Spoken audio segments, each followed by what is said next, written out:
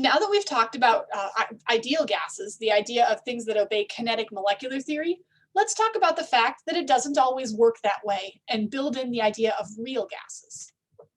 And so what I want to remind you of is that we had 5 postulates or rules of kinetic molecular theory. Any gas that obeys all 5 of those rules is called an ideal gas, and PV equals nRT. Some gases don't obey those rules though, and so we call them real gases. And in fact, there's certain conditions where gases behave as real and gases behave as ideal. And so let's take a look at that. The way we decide whether a gas is real or not is using something called the compressibility factor,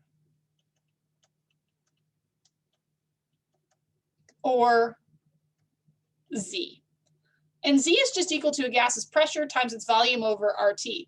And remember that there's a possibility where Z could equal 1, right? And if it did, PV would equal RT. And by the way, this is all assuming N equals 1 mole.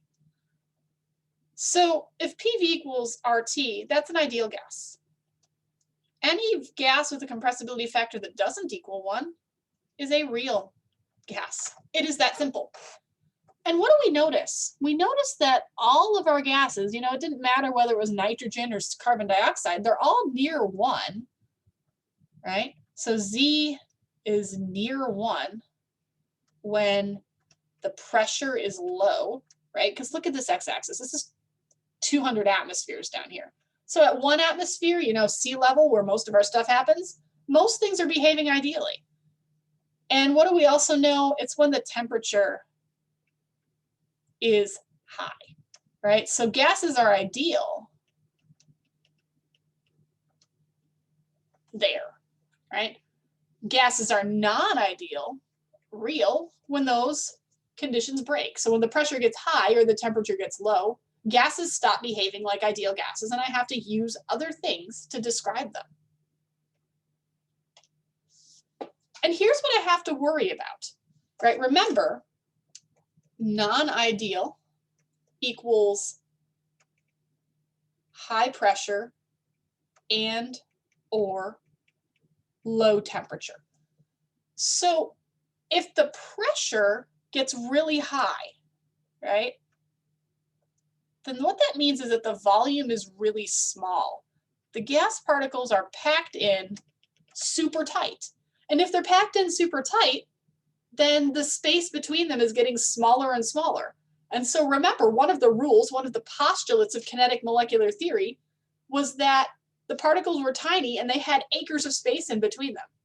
So that doesn't happen anymore when the pressure gets high. And so what happens is the real volume is smaller than the ideal volume because there's less free space. The other thing that's important is that we said that one of the rules of kinetic molecular theory was that our particles were like billiard balls. They'd hit each other and bounce off and go somewhere else. And the collisions would be elastic. Well, real gas particles sometimes interact with each other.